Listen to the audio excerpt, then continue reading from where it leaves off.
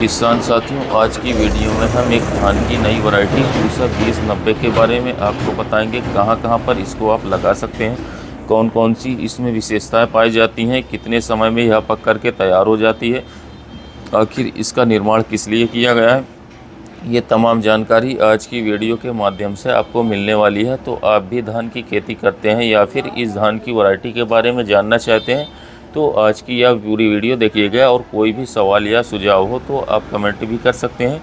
चलिए ज़्यादा समय नहीं लेते हैं, वीडियो स्टार्ट करते हैं। पूसा 2090 एक कम दिन में तैयार होने वाली अर्धबौनी वैरायटी है।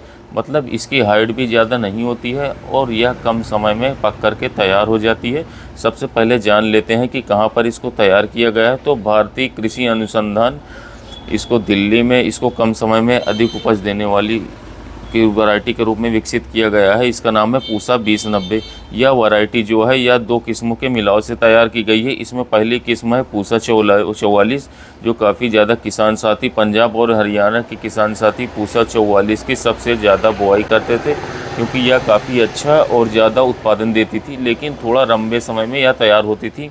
तो इन्हीं सब बातों को ध्यान में रखते हुए यह नई वैरायटी पूसा 2090 को विकसित किया गया है। पूसा 2090 पूसा 44 का एक उन्नत संस्करण है, यानी कि एक नया इसका वर्जन बोल सकते हैं। और इस वैरायटी में जो तैयार किया गया है पूसा 2090, इसमें पूसा 44 और CB 501 के बीच में मिश्रण आप बोल सकते हैं कि पूसा 44 और CB 501, क्योंकि यह जल्दी तैयार होने वाली वैरायटी थी तो इसी के मिश्रण से यह वैरायटी तैयार हुई है।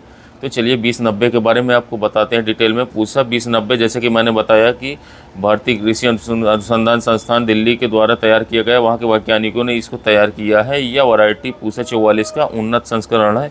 120 से 125 दिन में यह वैरायटी पक करके तैयार हो जाती है। और जो पुरानी वाली वैरायटी है पूसा 44, वो 155 से 160 दिन का समय लेती थी।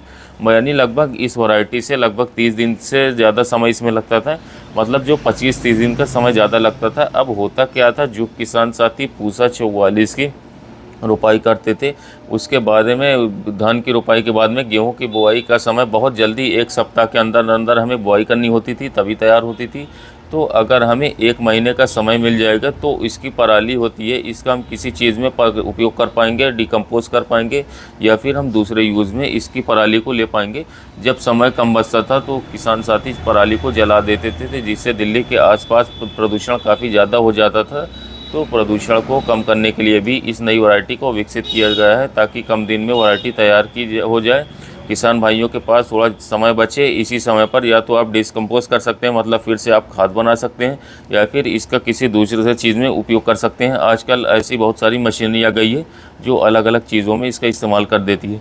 तो जो भी आपको आसान लगे वो तरीका अपना के, मतलब कुल मिलाकर वो मेन उद्देश्य है कि यह कम दिन में तैयार हो जाएगी। तो जो पराली जलाते थे जिससे दिल्ली के आसपास प्रदूषण फैलता था, वो प्रदूषण नहीं फैलेगा और किसानों को भी लाभ मिलेगा। और अगर हम कोई चीज़ जलाते हैं खेत में तो उससे नुकसान होता है, खेत में फ़ायदा नहीं होता है, और प्रदूषण को नुकसान होता है कि मिट्टी में भी नुकसान होता है, कोई ज़्यादा फ़ायदा नहीं होता है।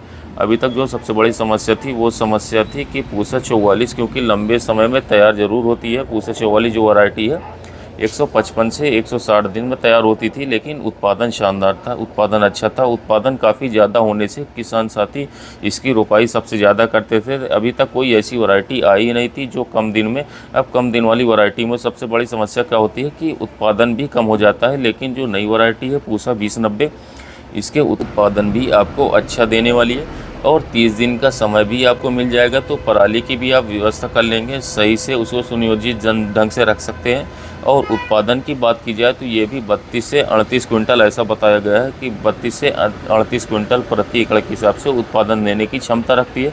तो उत्पादन भी आपको काफ़ी अच्छा मिलने वाला है। और आप इसको कहाँ पर लगा सकते हैं, फ़िलहाल इसकी बहुत ज़्यादा डिटेल्स तो नहीं मिली है, लेकिन हाँ दिल्ली के आसपास इसको लगा सकते हैं। पंजाब हरियाणा के किसान साथी इसको लगा सकते हैं और उड़ीसा जैसे क्षेत्रों में भी इसकी खेती की जा सकती है।